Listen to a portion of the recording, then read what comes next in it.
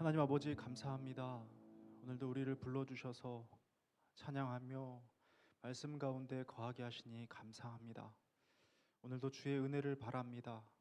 주의 아니고서는 하루도 온전할 수 없는 연약한 인생이오니 오늘도 성령의 충만하심으로 함께하여 주셔서 주로 인하여 새 소망과 새 힘을 얻는 복된 밤이 될 수 있도록 은혜 베풀어 주옵소서. 감사드리며 예수님의 이름으로 기도드립니다. 아멘. 오늘 우리에게 주시는 하나님 말씀은 요한복음 21장입니다.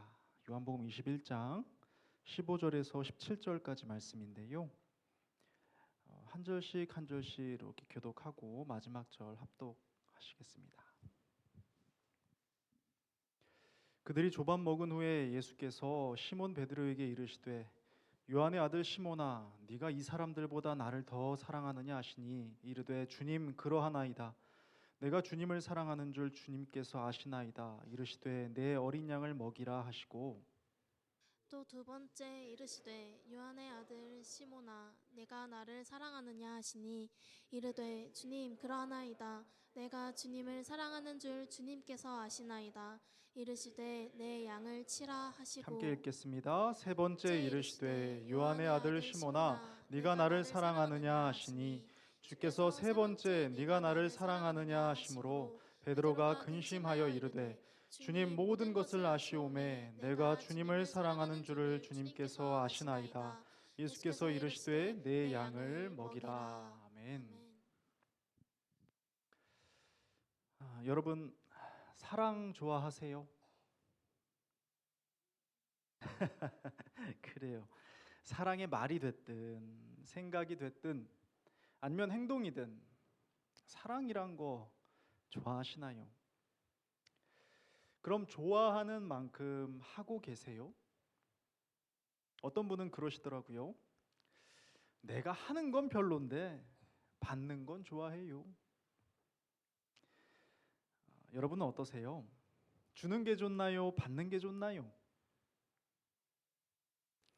우리 옆 사람과 인사 한번 해볼까요? 주 안에서 사랑합니다. 한 번 더 인사할 텐데 이렇게 해볼게요.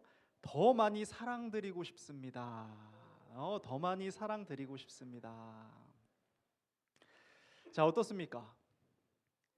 주는 사람이 있어야 받을 수가 있죠. 아무도 안 주면 받을 수가 없는 거예요. 무슨 말이에요? 모두가 주기 시작하면 모두가 받을 수 있습니다. 그런데 주는 건 별로고 받는 것만 좋아한다면요? 다 같이 말라 죽는 거죠. 어려운 이야기가 아닙니다. 세상 모두가 그토록 사랑을 원하는데도 모두들 목이 마른 이유가 뭐겠습니까? 복잡한 이유가 아닌 거예요. 주기 시작해야 받기 시작하는 거였어요. 주는 것과 받는 것은 하나의 선으로 이어져 있는 겁니다. 어찌됐든 성경에서도 그 중에 제일은 사랑이라 말씀하실 만큼 사랑은 아주 중요하고 귀한 것이 사실입니다. 그런데요, 사랑이란 무엇입니까? 이토록 중요한 사랑이란 무엇인가요? 깊이 고민해 볼 필요가 있습니다. 사랑이 무엇인지 알아야 사랑을 줄 수 있겠죠. 또 사랑이 무엇인지 알아야 이것이 사랑이었구나 하고 깨달을 수 있을 겁니다. 여러분은 어느 때 사랑받고 있다고 느끼시나요? 저희 집에 계신 분은 이런 걸로 사랑을 경험하곤 하시죠. 예. 내가 생각하는 사랑은 어떤 모습이에요? 사랑에 관하여서 아직까지도 잊혀지지 않는 기억이 있으십니까? 찾아보니까요, 사랑의 정의가 이렇습니다. 어떤 사람이나 존재를 몹시 아끼고 귀중히 여기는 마음. 어느 작은 집에 신혼부부가 살고 있었는데요. 아침 식사 시간이 되자 빵을 꺼내옵니다. 함께 앉아서 감사 기도를 드리고는 남자가 빵을 자르기 시작하죠. 그런데 빵을 건네받은 아내의 표정이 썩 좋지가 않습니다. 남편이 빵 가운데 쪽에 부드럽고 하얀 부분을 본인 앞에 두고 겉부분의 딱딱한 쪽을 자기한테 줬기 때문이에요. 아내는 무척 서운했지만 그냥 넘어가기로 했습니다. 아니 그런데 그 다음 날에도 이 남자가 똑같은 행동을 하는 겁니다. 빵 가운데 쪽을 자기 앞에, 겉쪽은 아내 앞에 둔 것이죠. 여자는 이제 서운함이 미움으로 바뀝니다. 목소리가 높아지죠. 아니 당신은 날 사랑한다더니 말뿐이네요. 부드러운 빵은 당신이 먹고 나한테 딱딱한 쪽을 주니 이게 무슨 사랑이에요? 이제 사랑한다는 말 하지도 말아요. 그러자 남자는 깜짝 놀라서 이야기합니다. 아니 여보, 정말 빵의 겉부분이 싫어요? 이 바삭한 식감이 정말 싫어요? 나는 내가 가장 좋아하는 부분을 당신에게 준 건데 당신이 이렇게 싫어할 줄은 몰랐네요. 혼란이 옵니다. 그렇죠. 저도 집에 있는 세 여자 사이에서 많은 혼란을 겪고 있습니다. 자, 몹시 아끼고 귀중히 여기는 마음이 사랑인 건 알겠는데 더 중요한 문제가 있었던 거죠. 바로 방식입니다. 사랑이 중요하기는 한데 이 사랑의 방식이 어떠한가에 따라서 사랑이 사랑 아니게도 된다는 말입니다. 정말 혼란이 옵니다. 갑자기 짜증도 좀 올라오고요. 그래서 혼란스러운 우리 때문에 게리 체프먼의 5가지 사랑의 언어 같은 책이 나온 걸지도 모르겠습니다. 저자는 이렇게 말합니다. 나의 사랑은 상대방에게 이해되고 있는가? 쉽게 말하자면 나의 사랑 방식을 상대방도 사랑으로 느끼고 있는가예요. 저자는 계속해서 말합니다. 남편은 격려의 말을 듣기 원한다. 아내는 말없이 맛있는 저녁 식사를 준비함으로써 남편을 격려하려고 한다. 그래서 남편은 우울해하고 아내는 영문을 모른다. 아내는 아이들 없이 남편과 단둘이서 오붓한 시간을 갖기 원한다. 남편은 아내에게 꽃다발을 안겨줌으로써 사랑을 표현한다. 그래서 아내는 시큰둥하고 남편은 당황한다. 남편은 남편의 방식으로, 아내는 아내의 방식으로 표현하는 것이다. 그래서 선한 동기를 가진 부부 사이에도 문제가 생긴다. 그런 것 같으세요? 막 심하게 고개를 끄덕이는 분이 계세요. 네. 뭐 충분히 이해할 수는 있겠는데요. 솔직히 이런 일들이 참 지치게 만드는 것도 사실입니다. 애써 사랑을 주고 있는데 이 사랑이 상대방에게 사랑으로 느껴질지까지도 생각을 해야 하는 거죠. 뿐만 아니라 내가 할 수 있는 최선의 사랑을 전했는데 이 정도는 사랑이 아니라는 소리를 듣는다면 어떤 기분일까요? 이런 일은 부부 사이뿐만 아니라 모든 관계에서도 일어납니다. 선의를 보이면서도 상대가 선의로 받아들일까를 생각해야 한다는 거죠. 나의 불편함을 감수하고 선의를 보였는데 이 정도 배려는 별것 아니라고 반응한다면 어떤 기분이 들까요? 누구의 문제입니까? 부족한 방식이지만 사랑과 선의를 준 사람의 문제인가요? 아니면 사랑과 선의를 있는 그대로 받지 못하는 사람의 문제인가요? 참 피곤합니다. 자, 언제부턴가 사랑도 선의도 수치화되어 갑니다. 문턱을 넘어야 인정을 해주는 거예요. 이 정도는 돼야만 인정을 해주는 겁니다. 그런데 혼란스러운 건 이 정도라는 기준이 정해진 게 없어요. 사람마다 다를 뿐만 아니라 상황 따라 감정 따라 매번 바뀌기까지 하죠. 아니 어쩌라고? 그럼 어떡하라고? 좀 해볼까 해도요 금세 의욕 상실이 오는 거죠. 그러니까 모두들 에이 주지도 말고 받지도 마 하는 마음이 생기는 것 같아요. 어떻게 하면 좋을까요? 우리 한번 생각해 보자고요. 어느 날 어린아이 하나가 도화지에 삐뚤빼뚤 못난이 그림을 그려가지고 와서는 이게 나라고 말을 합니다. 날 그려준 거예요. 그리고 그림 위에는 사랑해요라고 맞춤법 틀린 글씨를 적어 놓았다고 생각해 보세요. 이 도화지를 보고서 아이에게 미안하지만 이건 내가 아닌데? 라고 말할 사람이 있을까요? 이 그림을 보면서 시큰둥하게 반응하면서 날 사랑한다면 좀 더 노력해야겠는걸? 하고 말할 사람이 있을까요? 참 이상합니다. 이런 유치한 그림은 내가 원하는 방식의 사랑도 아니고 내게 유익이나 만족을 줄 만한 표현도 아닌데 아마도 우린 이 아이의 사랑 방식을 온 몸과 표정으로 받아줄 테죠. 감격해서 꽉 안아줄지도 모르겠어요. 그래요. 그런 거예요. 우리 모두는 누군가의 사랑 방식을 대할 때 이런 반응이어야 합니다. 왜냐하면 사랑에 관하여 모두가 초보적이고 익숙하지 않기 때문입니다. 충분히 받은 사람도 없을 뿐더러 온전히 줄 수도 없는 존재이기 때문에 그래요. 그러니 이제 이건 내가 원하는 방식의 사랑이 아니야를 멈춘다면 어떨까요? 그리고 이제 이것이 당신의 사랑을 표현하는 방식이었군요라고 해준다면 어떨까요? 서툴게 내놓은 사랑이지만 온 몸과 표정으로 받아주는 거예요. 상대의 사랑 방식을 인정해 주는 겁니다. 크기나 모양이나 방식에 상관없이 사랑 그 자체를 봐주려는 시도예요. 이것이야말로 성숙하고 주님의 마음과 닮아 있는 모습이 아닐까요? 우리 주님께서도 그러셨으니까요. 오늘 본문에는요, 그 유명한 베드로의 사랑 고백을 보게 됩니다.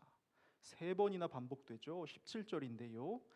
요한의 아들 시몬아, 네가 나를 사랑하느냐 하시니 주께서 3번째 네가 나를 사랑하느냐 하심으로 베드로가 근심하여 이르되 주님 모든 것을 아시오매 내가 주님을 사랑하는 줄을 주님께서 아시나이다 합니다. 내가 주님을 사랑하는 줄 주님께서 아시나이다? 글쎄요. 우리는 절대 용납할 수 없는 고백이기도 합니다. 왜요? 감히 사랑이라니. 베드로가 주님께 했던 일을 떠올려 보세요. 그는 배신자입니다. 주님을 두고 도망갔다고요. 주님을 모른다고 말했다고요. 베드로에게 사랑이라는 말이 가당키나 합니까? 그런데 주님께서는 그런 베드로를 보시며 그건 사랑이 아니다라고 말씀하시질 않습니다. 그의 모습을, 그의 고백을, 배신자의 사랑을 있는 그대로 받아주신 겁니다. 크기나 모양이나 방식이 아닌 사랑 그 자체를 봐주셨던 겁니다. 베드로의 사랑이 얼마나 투박하고 단순한 줄 아시나요? 예수께서 발을 씻겨주려 하시자 어떻게 주님이 내 더러운 발을 씻기시냐고 절대로 안 된다고 합니다. 예수님이 말씀하세요. 내가 씻겨주지 않으면 나와 상관이 없다. 그러자 베드로가 뭐라고 하는 줄 아세요? 주님, 제 몸도 씻겨주세요. 이게 베드로예요. 배를 탄 제자들 중 누군가가 육지를 가리키며 저기 주님이시다 소리를 칩니다. 그러자 베드로가 유일하게 물속으로 뛰어들어서 헤엄을 칩니다. 그런데 웃긴 건 베드로가 육지에 도달할 때쯤 배도 함께 도착을 해요. 그냥 타고 있어도 되는 걸 굳이 물속으로 뛰어들어요. 그게 베드로의 사랑 방식인 겁니다. 주님의 깊은 뜻을 깨닫지 못하고 사탄 소리를 들을 만큼 무지한 것이었지만 주님은 절대 죽을 수 없습니다 라고 말한 것도 베드로의 사랑인 겁니다. 내가 주와 죽을지언정 주를 부인하지 않겠나이다. 죽어도 주님을 배신하지 않겠다는 그의 말은요, 거짓말이 아니었어요. 분명히 진심이었고 사랑이었습니다. 비록 쉽게 흔들렸고 넘어졌고 배신할 만큼 보잘것없었지만 말입니다. 3번이나 부인한 주님과 눈이 마주쳤을 때 밖으로 나가 심히 통곡하는 그를 보며 사람들은 손가락질했습니다. 그러나 주님께서는 베드로의 그 작은 사랑을 있는 그대로 받아주신 겁니다. 주님께서 부활하셨을 때요, 배신자의 모습으로 주님 앞에 서 있는 일은 쉬웠을까요? 사람들은 무슨 염치로 너 여기 있느냐고 생각했을지 모르지만 그냥 그것이 베드로의 사랑인 겁니다. 사람들은 베드로에게 말했을지도 모르죠. 배신자 자식, 네 사랑은 가짜야. 그딴 건 사랑이 아니야. 그러나 우리 주님의 눈에는요, 베드로의 사랑이 보이는 겁니다. 그래서 네가 나를 사랑하느냐? 라는 세 번의 질문을 통해 베드로를 세 번 덮어주셨습니다. 사랑하는 여러분, 이러한 일이 베드로의 이야기만은 아닙니다. 주님께서는 오늘 본문을 통하여 우리에게도 말씀하고 계시기 때문입니다. 나를 좀 보세요. 베드로보다 더하면 더했지 나은 것이 있습니까? 배신이요? 나는 날마다 그러고 있지 않습니까? 남들이, 아니 나 자신까지도 그게 신앙이냐며, 그까짓 게 사랑이냐며 정죄할지 모르지만 주님은 오늘도 이렇게 말씀하십니다. 네가 나를 사랑하느냐? 여러분, 이 말씀은요, 내 사랑의 모양이나 크기나 방식을 평가하려는 게 아닙니다. 그저 말 그대로 네가 나를 사랑하느냐고 물으시는 거예요. 저는 대답했습니다. 주님, 정말이지 보잘것없지만, 부끄러워서 죽을 것 같지만 제가 주님을 사랑합니다. 정말이잖아요. 우리 중 어느 누가 나는 주님을 사랑하지 않습니다 라고 말하겠습니까? 송구하고 미안하고 부족하다고 해서 사랑이 아닌 건 아니에요. 그러니 오늘 이 밤에 그저 있는 그대로의 내 사랑을 고백하십시오. 그 정도는, 그런 거는 사랑 아니라는 말에 속지 마세요. 이건 주님의 음성이 아닙니다. 내 사랑의 크기와 모양과 방식이 보잘것없다고 낙심하지도 마세요. 그저 고백을 멈추지 않고 내가 할 수 있는 작은 방식을 해 나가는 겁니다. 사랑하는 여러분, 결국 베드로는 어떤 인물이 되었습니까? 베드로가 주님의 길을 따라 걸으며 새로운 삶을 이루어갈 수 있었던 이유는 그의 사랑이 완벽했기 때문이 아닙니다. 오히려 주님의 완전한 사랑과 온전한 용납을 경험했기 때문입니다. 우리 오늘 밤 함께 찬양하고 기도했으면 좋겠는데요.